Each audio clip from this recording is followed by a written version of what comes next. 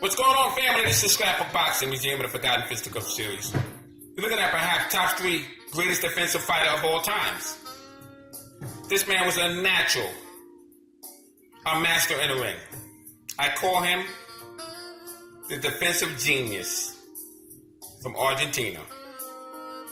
Now, along with him, you're looking at Carlos Monzon, defending his middleweight championship strap 12 times. And he's perhaps top 3, top 4 greatest middleweight champion of all times. He is also from Argentina. His name is Carlos Monzon. But the focus is on Nicolino Locche, an outstanding fighter in a 140-pound class.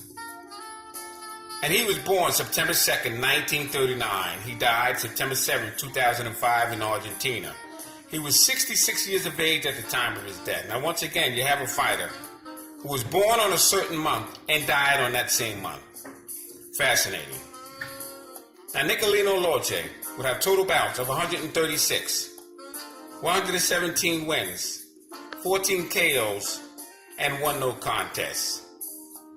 He would win and hold the 140-pound title from 1968 to 1972. Nicolino Locche would be introduced and inducted into the International Boxing Hall of Fame in 2003. He would defeat a fighter by the name of Adolf Prout and win a 15-round unanimous decision on May 16, 1970. And he would win the lineal and the WBA 140-pound strap.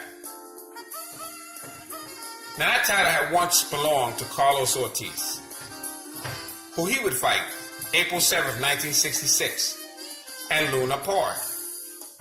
You see, Carlos Ortiz had defeated Joe Brown of Louisiana. Joe Brown, they called the Old Bones. And he held that 135-pound strap for many years. Carlos Ortiz would move down from 140 pounds. He would relinquish that title. And he would defeat Joe Brown.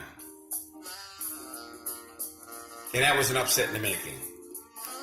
Carlos Ortiz was from the Bronx, New York.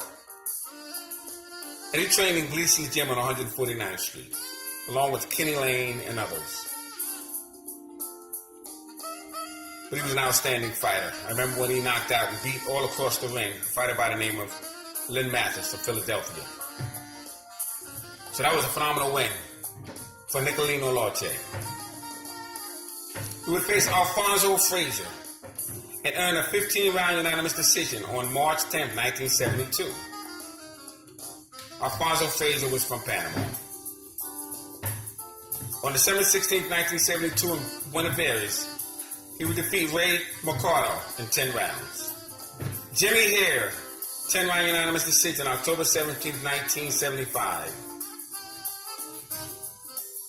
He would eventually face Old Bones Joe Brown and earn the 10-round unanimous decision on August 10, 1963. And Lunes. Carlos Hernandez, an outstanding fighter. In this fight, he would move from side to side. He would turn his man. He would spin his man around the majority of the fight.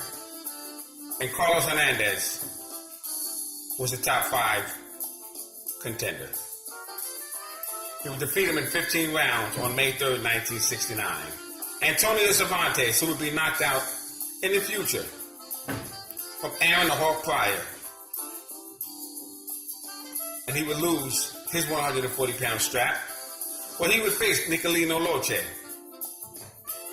November 13, 1969. And he would lose a 15-round unanimous decision.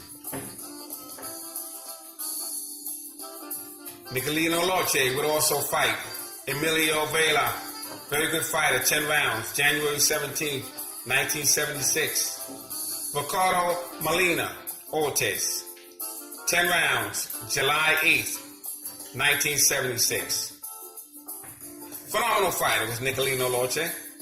And I have him, like I say, ranked top 3, top 4 greatest defensive fighters of all time.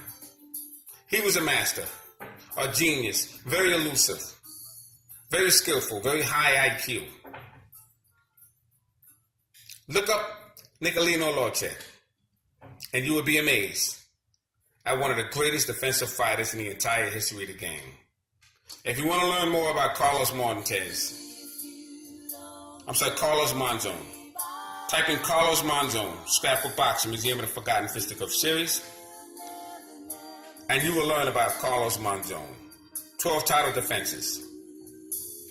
Hagler spent years trying to chase his record. And it got blemished in 1987 when he fought Sugar Ray Leonard. His opportunity would eventually be broken by Bernard the Executioner Hopkins.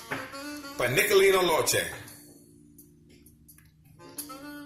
a phenomenal fighter. Thanks for hanging in there with me. Salute to my subscribers. This is Scrapbook Boxing, Museum of the Forgotten Fisticuffs series, stating all great fights and all great fighters will never be forgotten on my channel. Peace.